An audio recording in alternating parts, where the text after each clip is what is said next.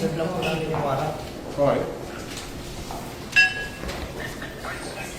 Ikaw po ba si Norman Maglusin po?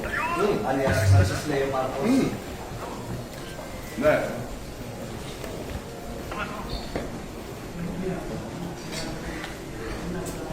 Okay. Parang saan yan?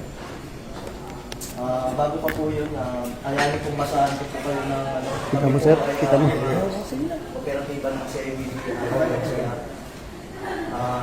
Kayo po ba, ulitin ko po, kayo po ba si Norman Maglusin alias Francis Leo Marcos? Yes, ako. Kayo ay aming ina-aresto sa bisa ng warrant of arrest na inisyo ng RTC Branch 294 Paranaque City for violation of unjust vexation under Article 287 of Revised Penal Code as amended in relation to Section 6 of RA 10175. Kayo ay may karapatang manahimik, sir. O sa walang tigo o anuman ang inyong sabihin ay maaaring gawin pabor o laban sa inyo. Sa anumang hukuman, kayo rin ay may karapatan kumuha ng sarili nyong abogado at kumuha ng at kung wala po kayong sariling abogado, kayo po ay pagkakalooban ng libre ng gobyerno. Kayo rin po, andito ako sa inyo, ay may karapatan kumuha ng sarili nyong doktor na magsusuri ng inyo. Sir, pwede paano po yan at ano nyo yung karapatan po? Sige. Kayo rin po ay may karapatan po magpasuri sa sino mang doktor at kung wala po kayong kakayahan ay pagkakalooban po kayo ng libre din po ng gobyerno ng doktor na susuri po sa inyo. Okay. Ito po, naiintindihan niyo po ba ang inyong mga karapatan? Naiintindihan ko. Okay po, kayo po ay sasama po sa amin para po sa inyong... Attorney, unjust vexation daw sa Paranaque. Hindi ko alam kung sino complainant nito.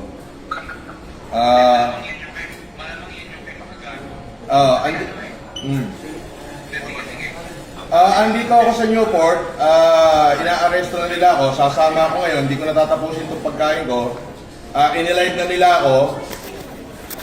Pwede bang sasama na lang ako, Brad? Huwag mo na ako ipahiya. Hindi, kailangan po kasi may procedure po tayo. Sige, sandali. Iranin ko lang. May procedure po tayo, sir. Attorney, nasaan ka ba?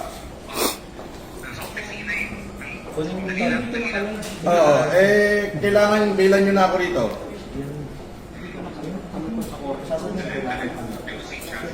Nang live ko, hindi ko lalabas ng live. Hindi naka-live ko.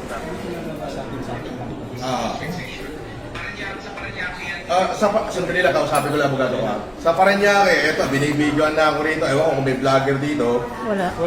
Lalo dito. Andito na. May warrant, 120,000 yung bill, 12 counts of unjust vexation.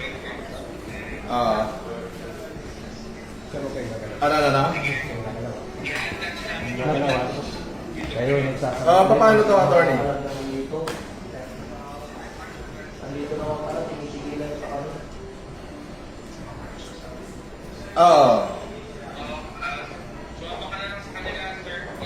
Tapos? Pwede po kayong kasuhan ng obstruction. Justice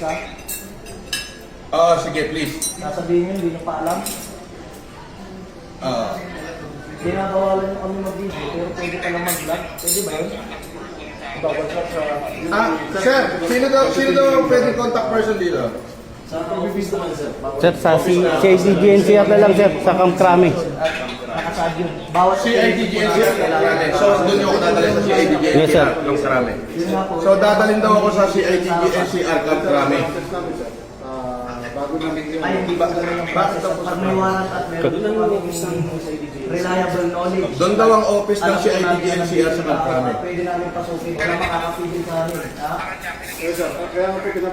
Sir, yung warrant, sir, is all over the Philippines, sir. Nationwide daw yung warrant. Maayos mo yung coordination namin dito. Kaya nga Hindi naman sa warrant yun. pag may ganito operation at kailangan talaga i-video, we need to inform mo na si Taco.